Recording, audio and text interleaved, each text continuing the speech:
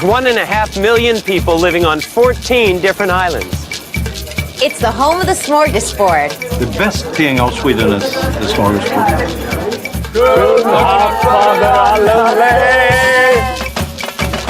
It's Stockholm, Sweden, and we're at the annual water festival. Come on in, Barbara.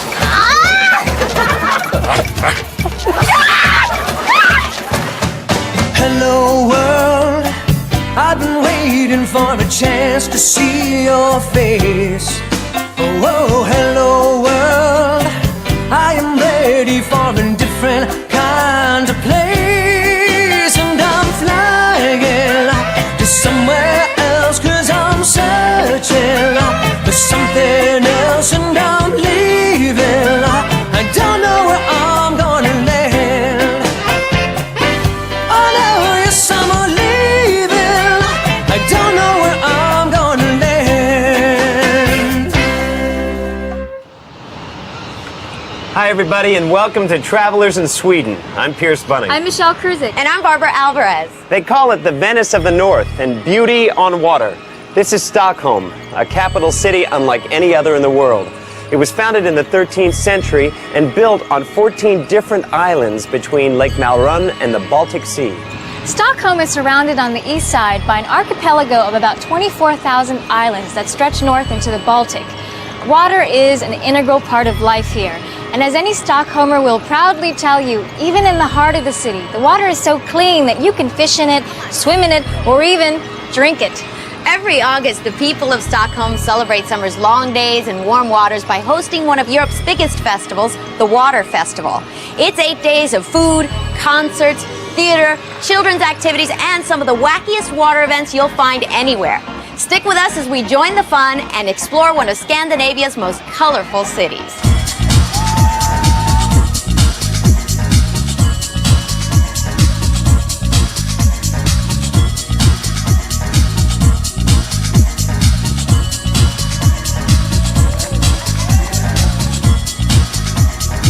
I keep hearing that the people here love the water. Yeah, they do. Wherever you look, wherever you are, it's water. So you have to love it, huh? Yeah, you have to love it. If you don't, you learn to love it.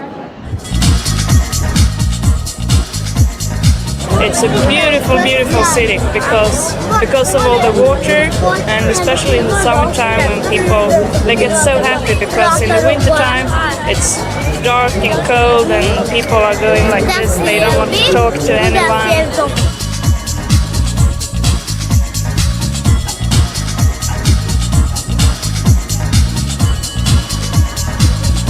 Best city in the world.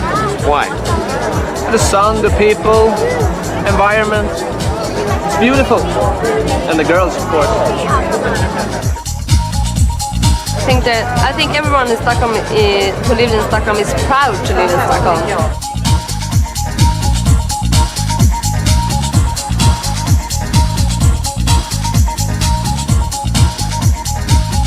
It's clean, it's nearby nature, it's important, it's metropolitan.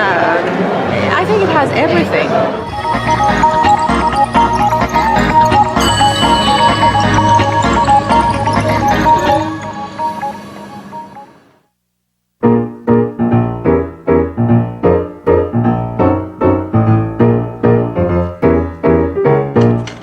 If you come to Sweden, you better be prepared to eat.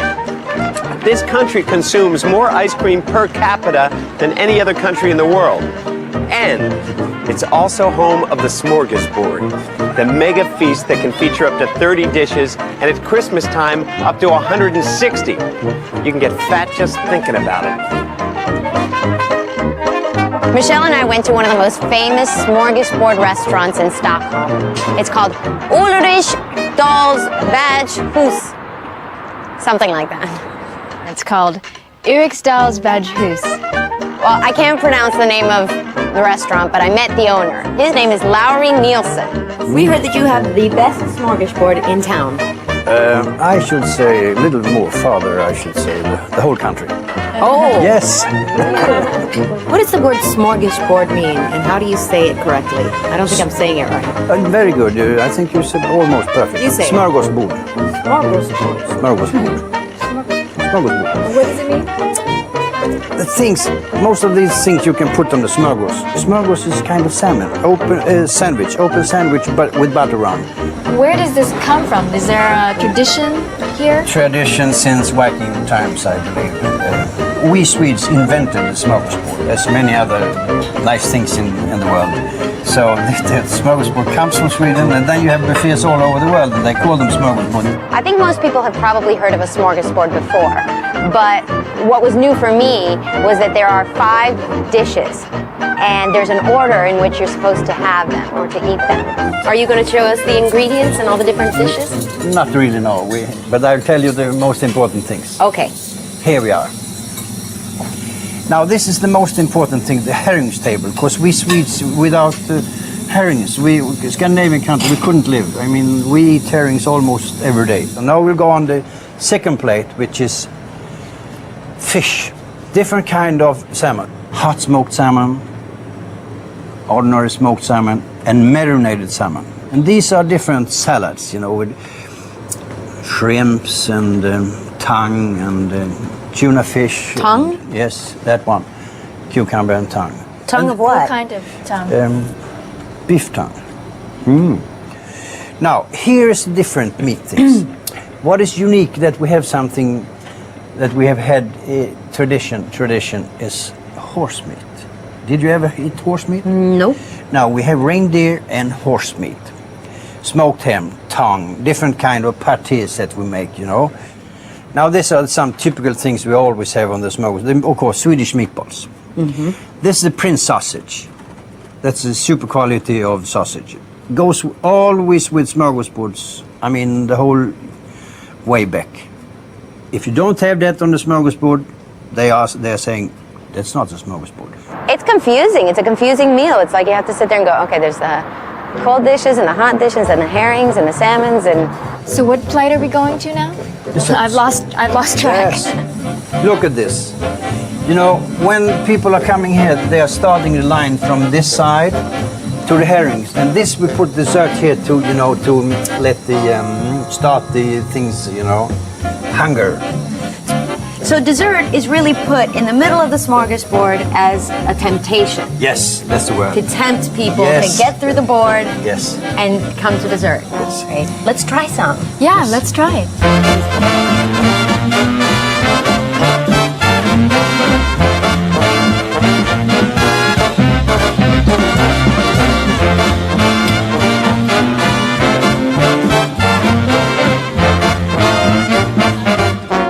You know, this is my first experience with a smorgasbord. And I've noticed that you have not tasted, have you tasted the seal? Seal? Seal raw fish? No. That is a must. Okay, so here's a test. Is this a combination plate, or is this from one particular part of the smorgasbord? Yes. Well, it's from 2 different. Oh, you're good. You're very But good. I tell you, this has been my restaurant for 26 years. I don't think that. Aren't you supposed to go in order? Aren't there certain dishes? And that is the way to do it, really. But you're breaking the rules. I am always breaking the rules. Oh. Is this, what plate is this? This is the 4th plate. The 4th plate? Yeah. Who's the biggest eater?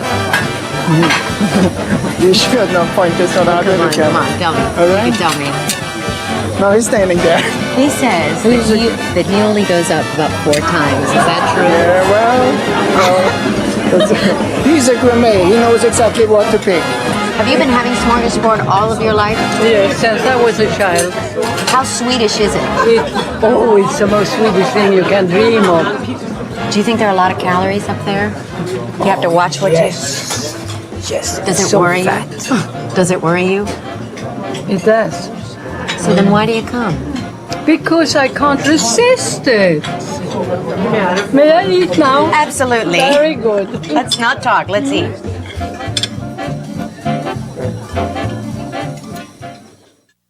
Hanging out and feeling pumped. Next on Travelers.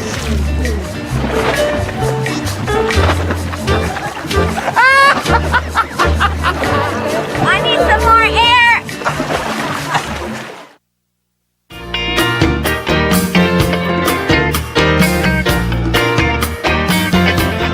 Some people would say that one of the most challenging events in the water festival is the Vasaloppet on water, or the cross-country skiing race. That is the Royal Palace. We have to ski from here to the Royal Palace side and back again. Now, I have never skied before, on land or water. This is Christopher, and you're going to help me out, right? I try to. Okay, so everybody is getting ready, so let's go register and get ready. Let's go. The real Vasaloppet is the biggest ski race in the world, and it takes place here in Sweden, and it's a snow ski race. What's your tip? Give me a tip. Well, what shall it be? I have not tried this before, so I have these shoes. I think they will fit quite well, because they're, well, I think it's gonna work. So, I have never skied before. Can you give me a couple of hints, some tips? Well, yeah, you need to have strong muscles in your legs, like me. Oh. What's with the one sock and the one band over here? Kan du förklara din utrustning här? Du har en strumpa, sen har du något band här. Är det något special? Jag tänkte så här att ett strumpeband och en strumpa. Ja. Det måste vara lite jämvikt. Vi fick bara en sån. All right, it's very good for the balance to have one sock and the other string around her thigh. The secret to staying up on the pontoon is to stuff your foot hole with something like padding. I chose newspapers because it was the first thing that I saw. And it just helps you stay and feel a little more secure when you're up on the water. At the same time, use them together. Use them together, that's the way to do it. Come on.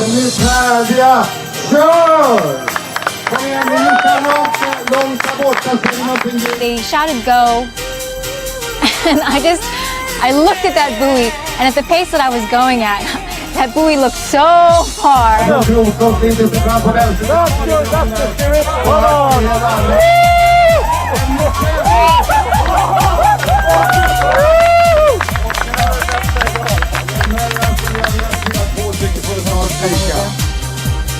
Help is coming. Just hang on.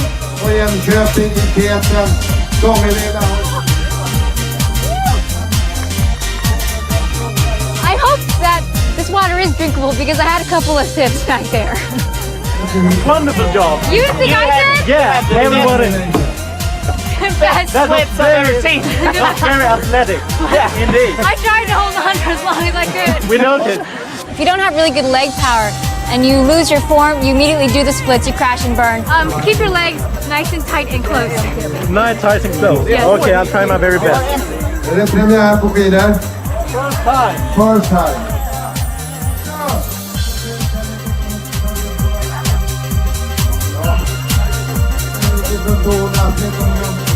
Christopher did pretty well considering that he made it through the entire race.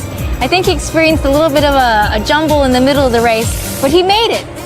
I think he came in third.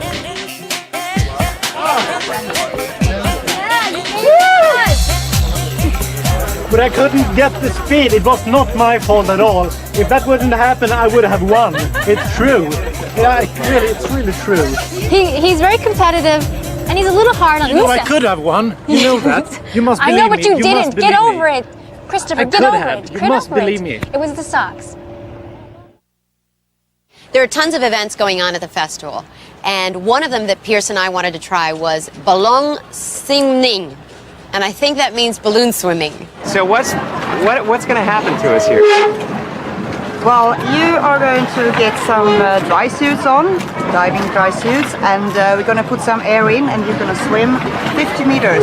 They give you these giant dry suits, and they tape up all the loose parts, and then they fill you with compressed air. The other people that are doing it are acting real normal. I don't know what it is with these people, but they were just, oh, whatever, I do this every day. I'm ready. Now, everyone I talk to says this water is warm. It is. But I think warm to you and warm to me. Oh, wait, this is your arm.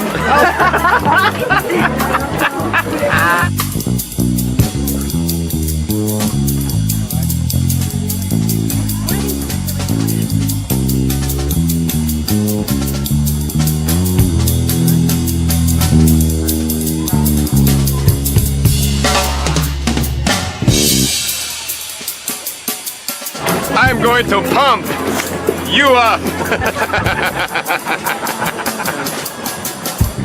Babs, I'll see you in the water. Okay. All right. Happy inflating. We both took part in races. It's just so funny getting to know your race partners while you're floating there. You're like a human waterbed, and you're just sitting there. Hi, what's your name? Hi, how are you? Great, no problem. Sure.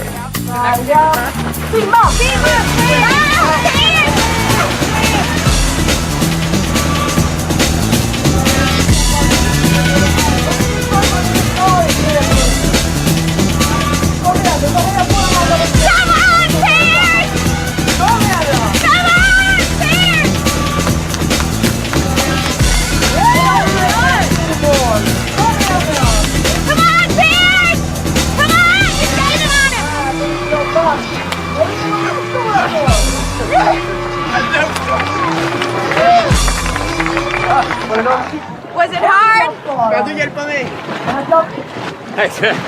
Wow. It's like coming back into Earth's atmosphere. Yeah. It's such a wild sensation. Oh boy. Okay, that's good enough.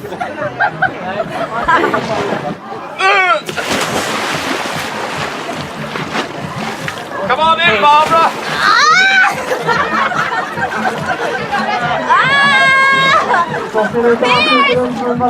I was trying to avoid wetting my hair. I didn't want to look at the audience that had gathered on the dock. And at one point I caught a glimpse and everybody was laughing really hard at me. Did I have to stay here all by myself?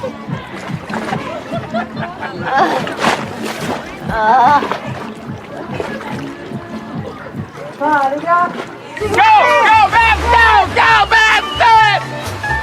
Come on, baby, go! She's gone off course. It was horrible. I was going out to sea and not toward the buoy where I needed to go.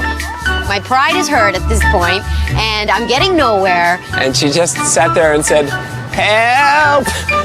Rope behind you and pull yourself in. I'll come save you, Barbara!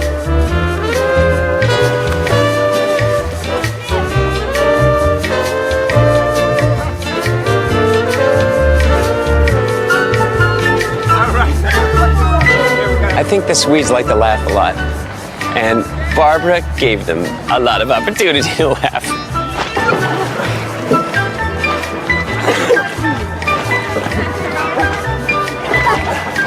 Did we win? Did we win, Pierce? Oh yeah.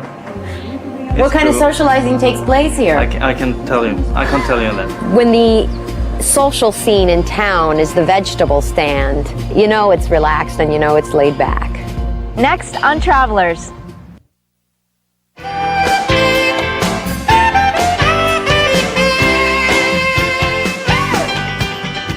Michelle and I did a walk around in Gamla stan, which is Old Town in Stockholm, with our friend Grunilla. Gamla stan is the oldest part of Stockholm, hence the name. How old is that? Well, there are almost 300 buildings in the old town, and 2/3 come from the Middle Ages. The colors are so beautiful.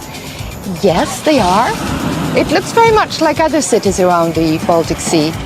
St. Petersburg or Tallinn, or a little bit like Helsinki. And northern Germany, we were very influenced by the Germans in the old days.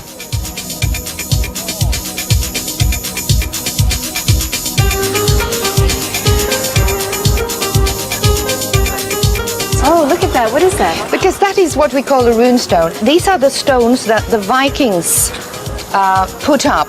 You know, the Vikings between 850 and 1020. So this is the thinnest street? Yes. In Gamla stan? Yes. This is the most narrow street in Stockholm, by the name of Mårten Trotzig's-gren. He was a wine merchant coming from Germany back in the beginning of the 17th century.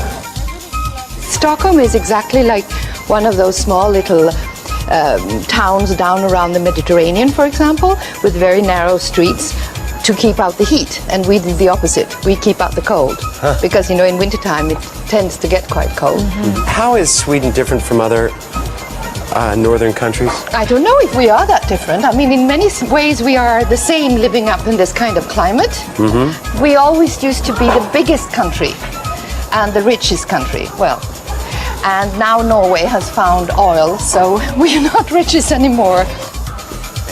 So I've heard it said that the Swedes have the middle way. They're not too much this way, not too much that way. Well, right? you know, we hate to express a feeling which is very important to us. I mean, for example, if you ask me what I vote for, I'll say, well, and I'll find an excuse not to answer. We also have a word in Swedish which we don't have in other languages, which is lagom, and that means just enough. I mean, everything should be as equal or as lagom as possible, otherwise it's wrong. I mean, according to our hearts. Gunilla, I've noticed just in the short time that I've been here that a lot of people speak English. Yes. It's not strictly Swedish. No. Which makes it easy on us. And we love to speak a foreign language, especially English these days. Why? Why? Well, I mean, no, so many people speak Swedish, so we have to learn another language, and it's English now. It used to be German before and French before that, but we learn English quite early at school, at the age of 9. And also all the films, television, everything is always subtitled. Would you speak a little Swedish to us right now? Yes. Hej, jag heter Gunilla och jag bor här i Stockholm. Och jag arbetar som guide. How do you say, what a beautiful town in Swedish? Can you teach us? En sån vacker stad. En sån vacker stad. En sån vacker stad. Vacker stad. Vacker stad. Vacker stad. En sån vacker stad. Ja, ungefär. Wait, say one more time. I had no idea what Sweden would be like, and I think I was surprised. Although they have these long, drawn-out winters, they love nature, and they love the outdoors, and they love the sea, and it's a big part of their life.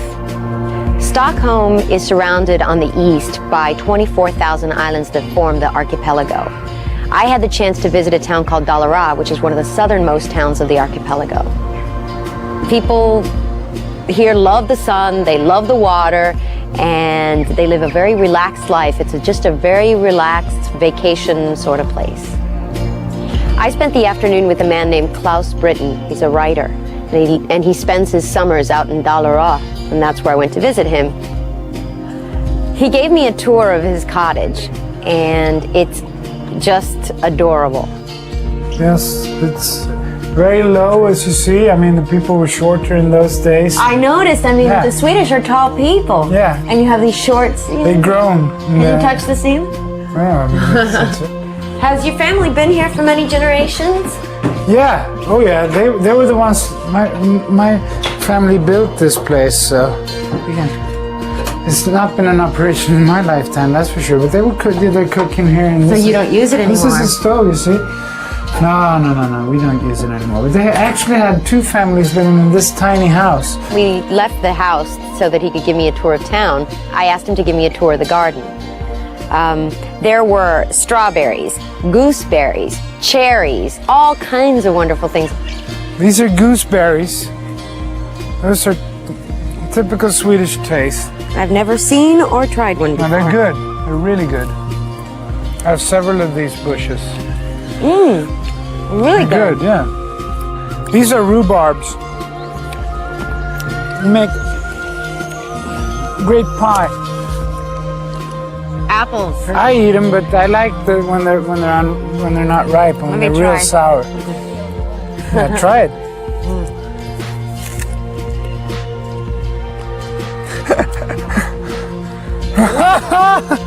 Yeah. When I went out to the garden, I met Christina, his wife, and the 3 of us took a tour of the town. So this is downtown Dalarö. This is downtown Dalarö, yeah. This is where it's all happening. Yeah, but now it's very quiet since it's a weekday in August. It's very busy in July and in the weekends. Can we go in there for a second? Yes. One of the places we visited in town was the vegetable store. And he explained that this vegetable store has been there for over 100 years. He also told me that it's the social scene of town. So you know everything that's going on in town. Yeah. Tell me the latest secret. No, I always forget who told what about who. What's the latest? Switch that one off. I'll tell you. Give me the most benign lady pizza comment. Oh, please. Oh. Yeah, okay, tell me in my... It's too much. They married the women. That one, she has new 25,000 crowns. Yeah, I heard 25,000 crowns Yeah. for a new breast job. Yes, Wow. that's what I hear here. This is a good job, huh?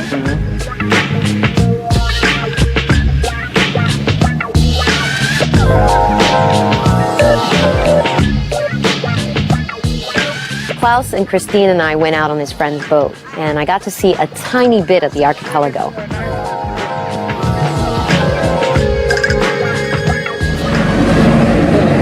Are these considered the beaches of the archipelago? Yeah. If you would go further out, maybe like 1 hour, there's almost no trees and just huge rocks that are really soft cliffs to lie on. How important is the archipelago to the people of Stockholm? Extremely important, I would say. It's like a big, wonderful extension of Stockholm, really. In a city like Stockholm, the water is such a dominant feature of the city. Do you guys take advantage of this? Do you come out here during the summer every day, or? Almost every day we would bring blankets and books and maybe a radio and just stay like somewhere like this for the entire day. Sometimes we would go really far out and it's just wonderful.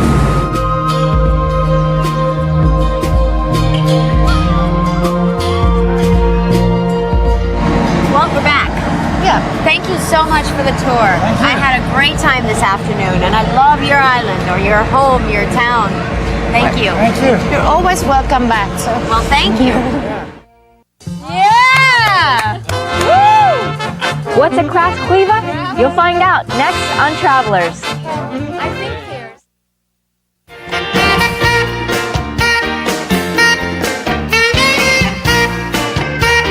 Sweden is one of Europe's largest importers of crayfish, and one of the most popular things to do on an August evening is to have a crayfish party, or what do they call it in Swedish? Kräftskiva. Kräftskiva. Anyway, our friend Thomas has invited us to his family's house to join in the fun. Yeah, welcome. We're gonna meet some friends of mine. You got 3 people being introduced to 8 people. You have hello, hi, how are you? Oh, hello, hi, how are you? Hello, hi, how are you? Hello. I'm Pierce. Nice to meet you, Michelle. Hi, Tobias. Eunice, Lotta. Crayfish is so popular here that the stores prepare the crayfish in huge boxes, huge bags, so that the crayfish is ready, because people love crayfish. They go to the store, they buy it, it's already prepared, they go home, and the fun begins there. Crayfish parties are a summer tradition here in Sweden. They usually take place in August, when it's late summer, and crayfish are in season. Crayfish can only be fished at a certain time of the year here, because they're not that abundant in the waters here in Sweden. What you do is you rip off the claws. Can you show us? Shall I do it here? Yeah, go ahead. It's important that you sound a lot when you do it. Sound? Yeah, you're supposed to like suck here, for instance, like that. Very tasty. And then I usually start with the claws. You break them off like that, and break off this. And sometimes you can get everything out immediately, but obviously not now. Usually you drink a lot to it. The crayfish is just an excuse to get drunk. Yeah, that's true. That's the truth. Yeah. So it starts off real neat and everything. Very neat, yeah. Like this. Then it goes into one big mess. And then at the end of the night, you're passed out in your crayfish juice. Right? That depends how much you can handle. If you're Swedish or American. Something very important happens when the whole family sits down to one of these crayfish parties. You get people from all different social statuses might sit down at one of these tables, and when you make them wear a ridiculous hat and a bib, it kind of equalizes everyone. And it's just another Swedish way of saying we have humility. Everyone is on equal ground. Det hör till att man ska dricka. Man behöver inte dricka hela glaset med en gång. Man kan bita av. You don't have to drink the whole one. You can take it. You can take it into half. Save somebody.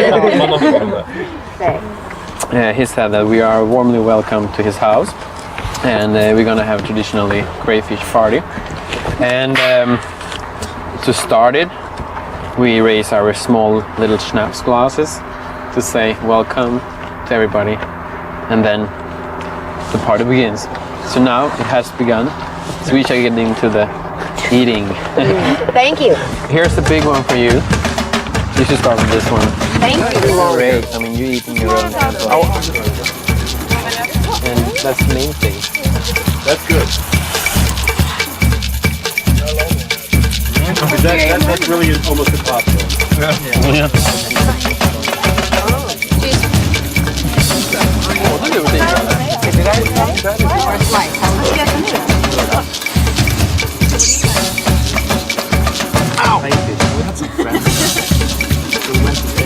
Like this.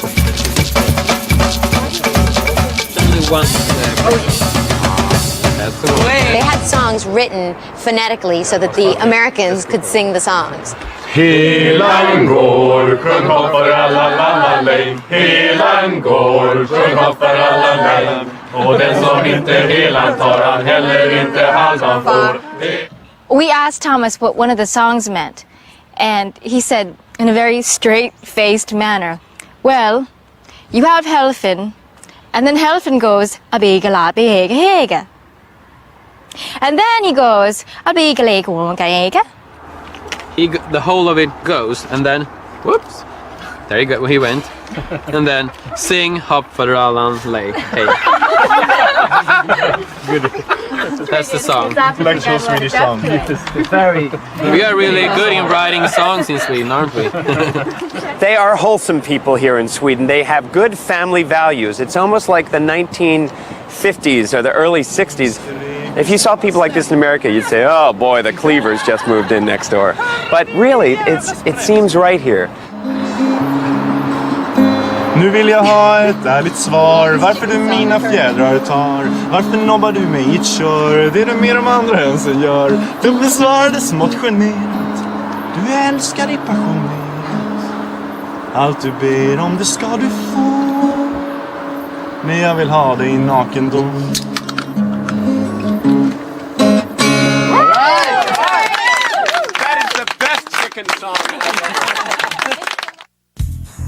Next on Travelers, a sculpture you won't find in any museum.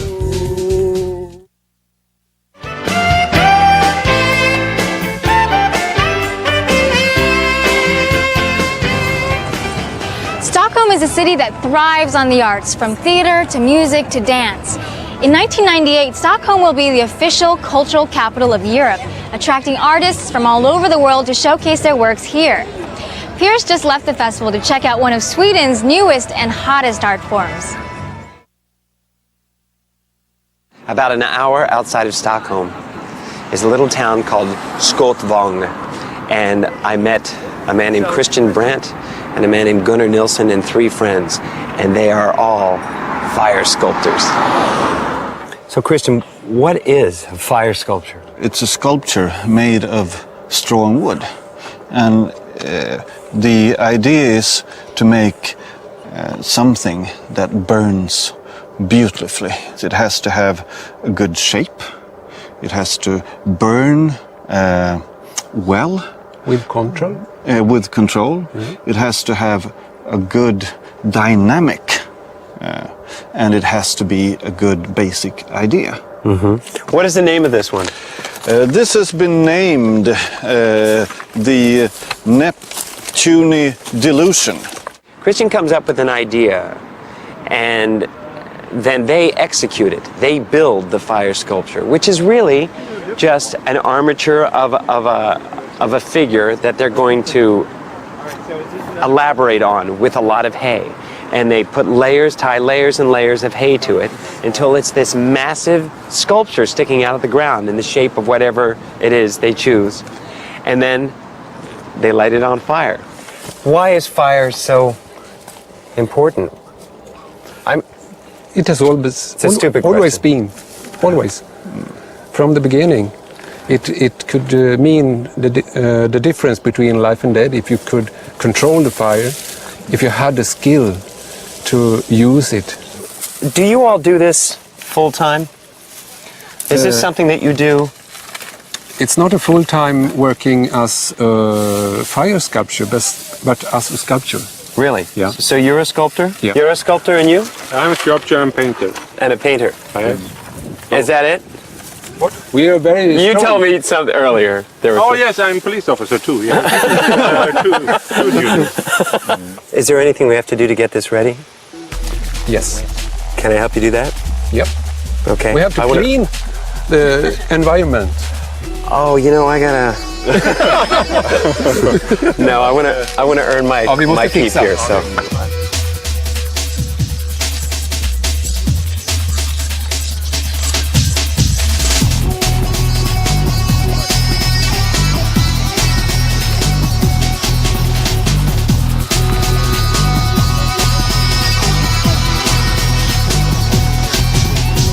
As the time arrived to light this thing, and the sun had set and it was getting pretty dark, Christian started screaming.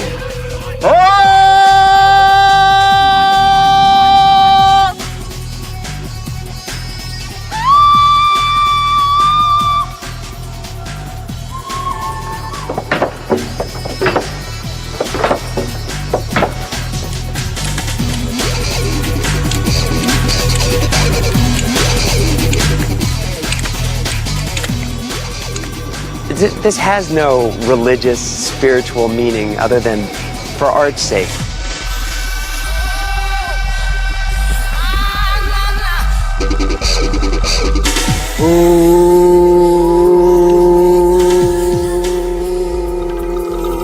It was absurd, the whole idea of this. Yet it was really powerful because they love what they do. They are totally serious about what they do. They're completely focused. They really are like a bunch of kids who never got over their love of burning their model airplanes up. The wind took it a little too far. We want to have the fire in and the poles. Oh, we have to do it again. Can you come back tomorrow? One of the wackiest events of the Water Festival is the milk carton raft race. Piers, Michelle, and I decided that we wanted to participate, so we met up with Sana and Loda and formed a team. Hi. We're here for the raft race, the milk carton race. Yeah, that's right. Here you get one box. Are these ours? Yes. All of Hey, wait. Yeah, these aren't the kind of milk cartons we're used to. Right. You were thinking of your American plastic. Yeah, they float a little better, I think. Are there things that we cannot use in building the raft? Yeah, you're not allowed to have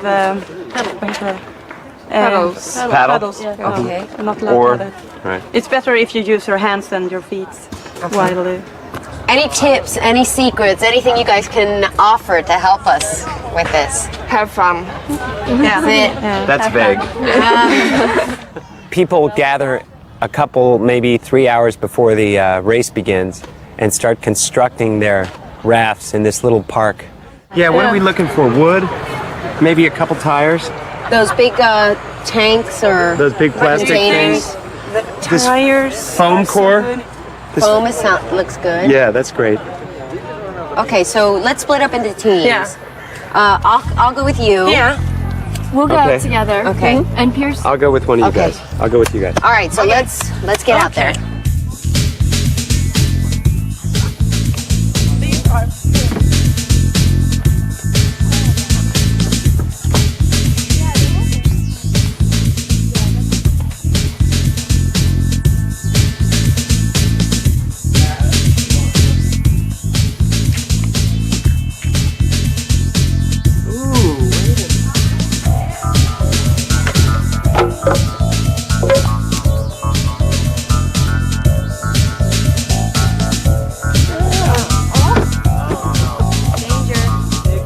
Michelle and I went around to all the different groups looking for plastic bags. We had a bunch of extra milk containers and thought we'd trade them. Get one tip? I'll trade you a few milk cartons for a tip. It's gotta have something. Don't be afraid of the water. Okay. Is that it? Yeah. Give me my milk cartons back. We'd like to trade some of these milk cartons for plastic bags if you have extras. Get 2 of these. And you have some air in it. He's giving us the air free, Michelle. You're throwing the air in, aren't Yeah, that's right. you? Did you know that you're not allowed paddles in the competition? These paddles are illegal. All of those brown boxes with the sealed milk cartons inside for 5 plastic bags and this umbrella. Men 5 säckar mot 2 lådor. Now. Yeah. Yes. Okay. But you will have the bags in a few minutes. Okay, that's very good. Each of the rafts had to have a fairy tale as a theme. So we decided to go with one of Aesop's fables, The Turtle and the Hare. If there's clouds in the sky, you can dry your eyes. If there's rain up above, you can give your love every day. Every day. When you smile at me, I can see you're giving all the love that we share, and it's all I'm living for every day. Every day. Every day is sunshine, and I'm so glad that you're mine.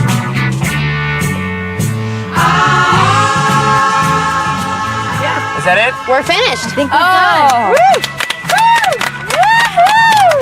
What is it? What's the turtle and the hare again? Sköldpaddan och haren.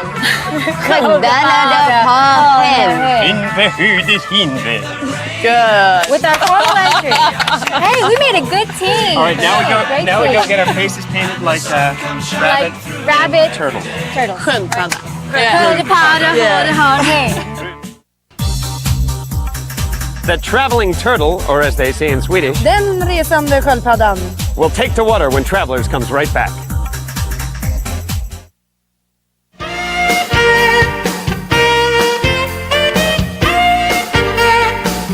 It's about 1:45 and the milk carton raft race is about to start down on Ship's Island.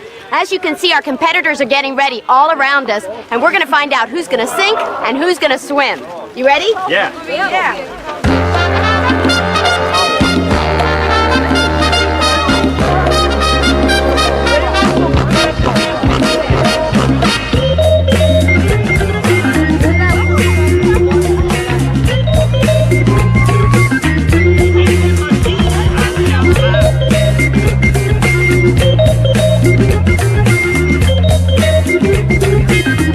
So we made our way down into the docks where we had to test our raft, and as soon as we dropped the raft in, Barbara was the first to jump in, and just looking at her face, I thought that the water was 10 degrees because her face was like... It's warm. The plan was that we were Barbara and Lotta and Sana and I were going to be the turtle's fins, and we were going to kind of swim on the outside of the raft because you have to be touching the raft, and in the race, and we would paddle while Michelle was the rabbit asleep on the raft.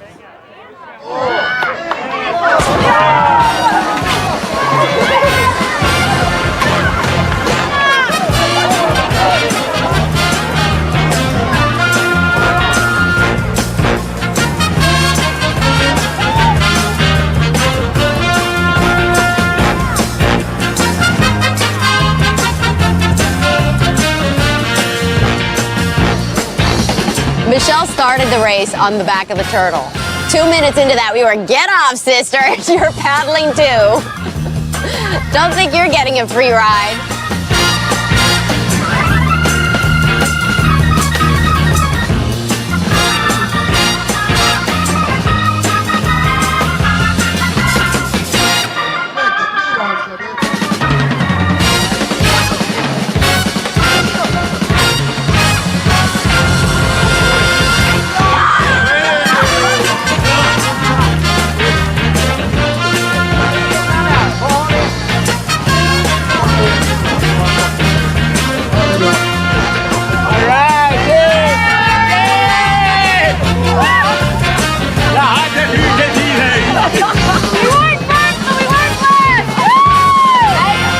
To show you that this is what remains of the hare.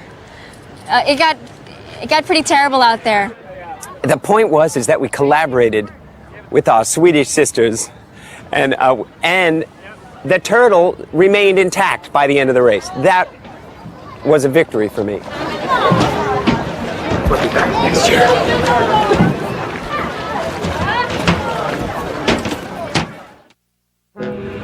You know, of all the people that I spoke to this week, I get the impression that the Swedish are generally shy, they're polite, and they're very humble, too. Yeah, I do notice that. They're very courteous and conscientious. What's the word for just enough that we learned? Like you take just enough for yourself?